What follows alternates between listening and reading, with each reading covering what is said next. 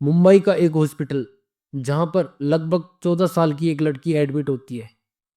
उसके इलाज में लेडीज डॉक्टर, लेडीज डिपार्टमेंट और पूछताछ के लिए लेडीज पुलिस अधिकारी। उस रूम में अगर कोई साफ सफाई करने जाएगा तो सिर्फ लेडीज डिपार्टमेंट से, यानी कि उस रूम में अगर किसी की एंट्री है तो सिर्फ लेडीज की।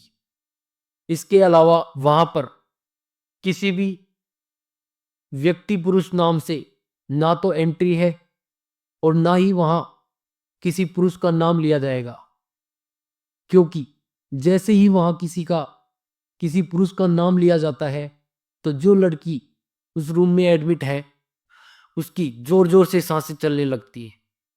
उसे देखकर लगता है कि जैसे वो अभी मर जाएगी।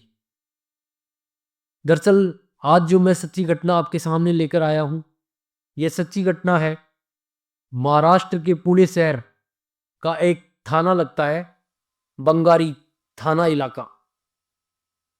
दरअसल वहीं पर एक 14 वर्षीय लड़की अपने माता पिता के साथ रहती है।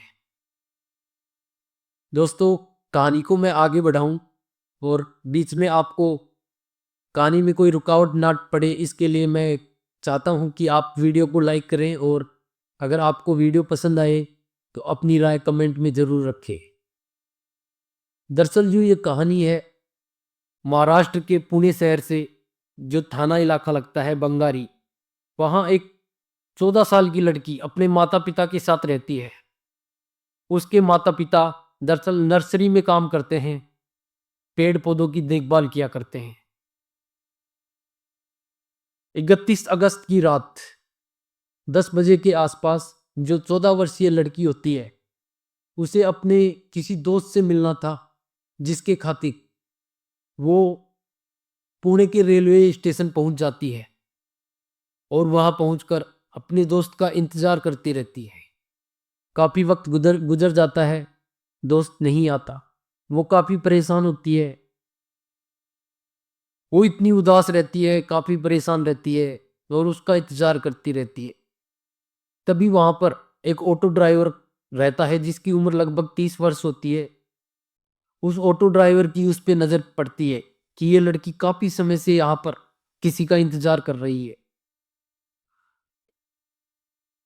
ऑटो ड्राइवर वहां से चला जाता है और लगभग 10 मिनट के बाद फिर से वो ऑटो ड्राइवर वहां आता है और उस लड़की से कहता है कि तुम यहां क्यों खड़ी हो।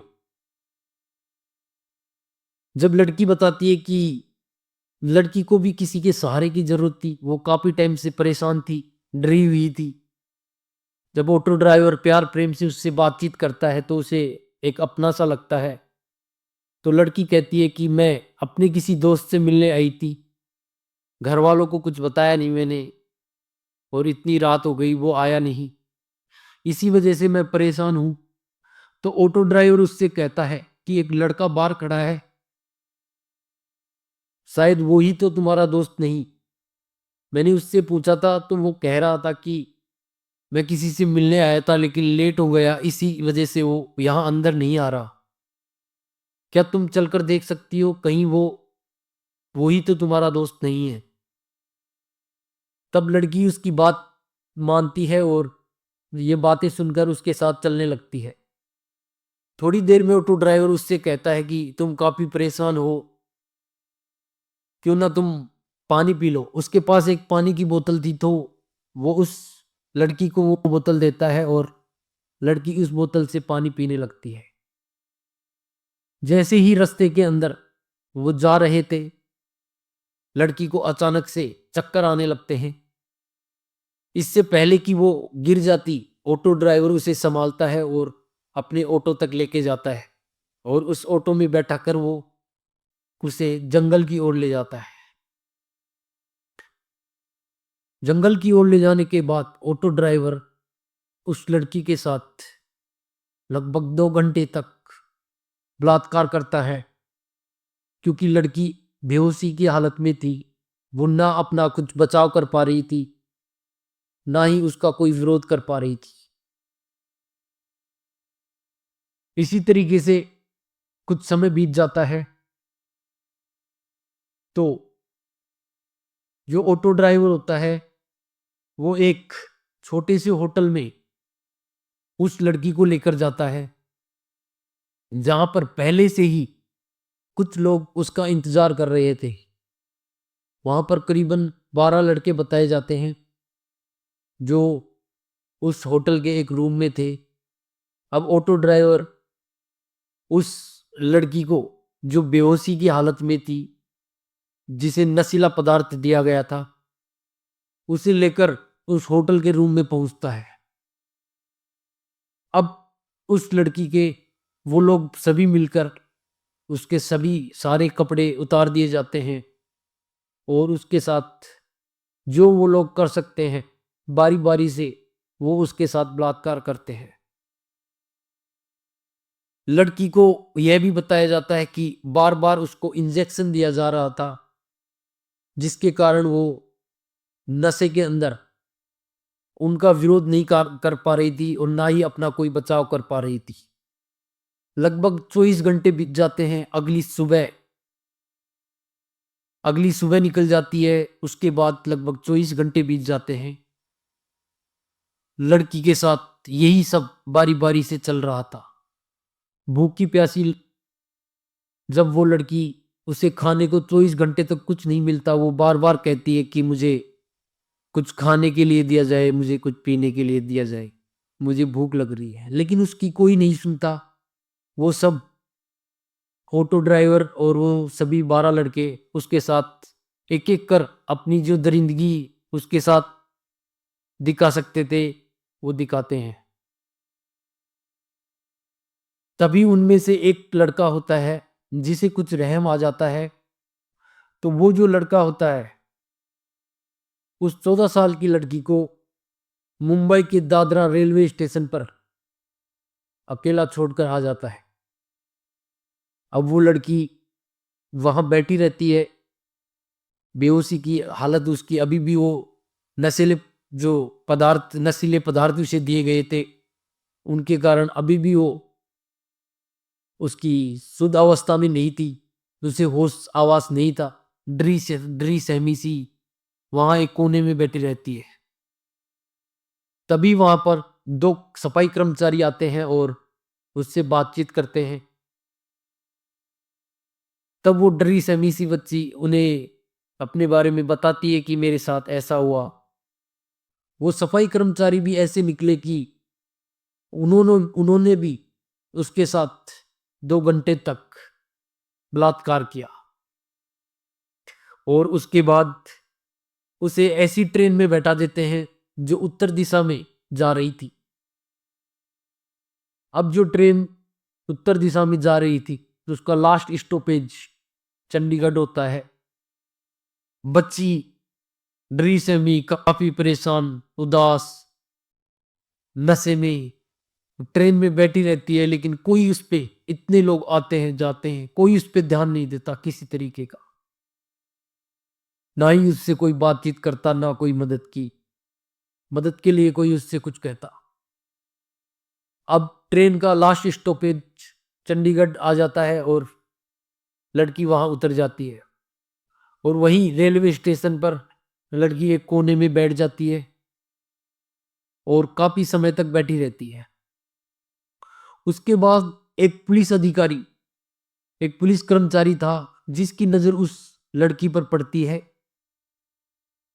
तो पुलिस वाला जब उस लड़की से आकर बातचीत करता है, उससे पूछता है कि बेटा, तुम्हें किसी चीज की जरूरत है? तुम परेशान हो?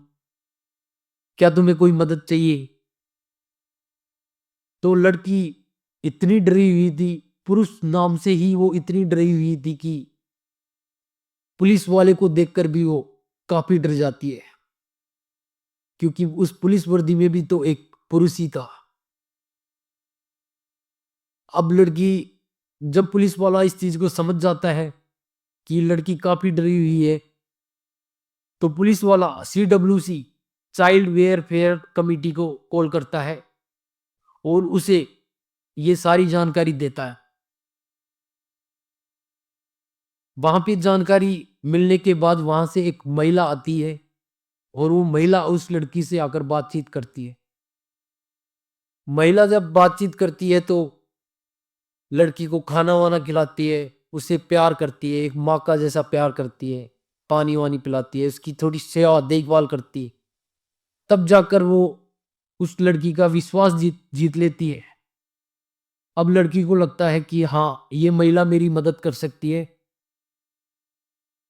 तब लड़की अपनी पूरी दास्तां उस महिला से बताती है कि मेरे साथ ऐसे-ऐसे जो भी उसके साथ घटना हुई, वो सारी घटना उस महिला से वो बताती है।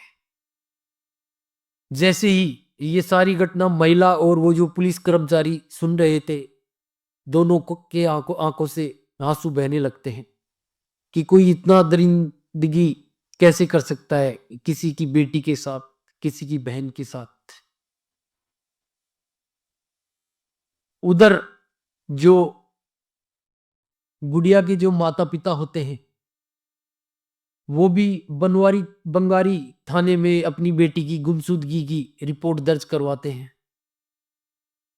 तो जो बंगवारी थाने की पुलिस है, वो भी काफ़ी अच्छी थी और उसके माता-पिता का काफ़ी सपोर्ट करती है। वो जैसे ही रिपोर्ट दर्ज करती है, तो आस-पास इलाके पे पूछताछ करती है। सारे सीसीटीवी फुटेज खंगाले जाते हैं। लड़की का जो मोबाइल होता है, उसका सीडीआर निकाला जाता है, लेकिन कुछ भी पता नहीं लगता। जब लड़की के बारे में कुछ भी पता नहीं लगता तो एक अचानक कॉल आता है चंडीगढ़ से। चंडीगढ़ पुलिस बंगवारी थाने में कॉल करती है। उधर लड़की ने चंडीगढ़ पुलिस को सब कुछ बता दिया कि मैं कहाँ से हूँ, कहाँ कहाँ की रहने वाली। तो जैसे ही चंडीगढ़ पुलिस बंगवारी थाने में कांटेक्ट करती है और ये सारी दास्तां बताती है, तो उस बच्ची को 14 साल की बच्ची को प्लेन के द्वारा बंगवारी लाया जाता है और उसे इलाज के लिए हॉस्पिटल में भर्ती करवाया जाता है। जब उस बच्ची का बयान लिया जाता है तो अपनी सारी दास्तां सुनाती है और अपनी जब वो सारी दास्तां सुनाती है तो पुलिस तुरंत कार्रवाई करते हुए इस केस में जो भी दोषी थे उनकी छानबीन स्टार्ट कर देती है। बंगवारी पुलिस तुरंत उस इलाके की रेलवे स्टेशन की सीसीटीवी फुटेज निकालती है और एक ऑटो देखती है जिसके अंदर वो 14 वर्षीय लड़की बैठी थी। उस ऑटो ऑटो के नंबर निकलवाती है और तुरंत उस ऑटो ड्राइवर को गिरफ्तार करती है। ऑटो ड्राइवर जैसे ही गिरफ्तार होता है उससे पूछताछ की जाती है। पूछताछ में ऑटो ड्राइवर उन सभी जो 12 जो लड़के थे होटल के अंदर उन सभी के बारे में बताता है। पुलिस उन 12 लड़कों को भी गिरफ्तार करती है और जो 2 सफाई कर्मचारी जिन्होंने उस बच्ची के साथ बलात्कार किया था, उन 2 को भी गिरफ्तार किया जाता है। इस केस में लगभग 16 टोटल 16 लोगों को गिरफ्तार किया जाता है जिन्होंने इस बच्ची के साथ दुष्कर्म किया था और इसे प्रताड़ित किया था।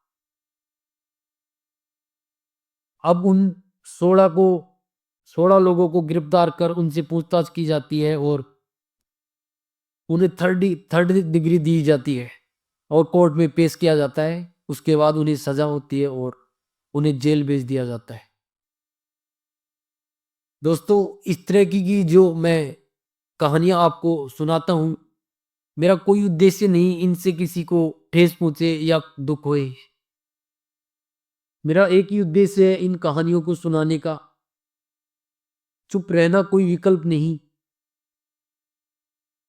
सच्चाई को छुपाना भी एक जुर्म है। आप सभी अपने परिवार से प्यार करते हैं, उसी तरीके से आप कभी नहीं चाहेंगे कि किसी और के परिवार के साथ ऐसा हो। इसी की खातिर मैं आपसे विनती करूँगा कि आप वीडियो को लाइक करें, कमेंट में अपनी राय रखें, ताकि ये वीडियो और भी उन लोगों तक पहुँचे जिन्हें इसकी ज़रूरत है सावधानी, सतर्कता की ज़रूरत है। और आप चैनल को सब्सक्राइब कर बेल आइकन को ज़रूर दबाइएगा, ताकि मेरी आने वाली वीडियो आपके साथ-साथ समाज के पास भी पहुँचे, जिससे लोग जागरूक हों, सतर्क हों। मेरा यही उद्देश्य है, ये सभी स्टोरी सुनाने का। जय हिंद।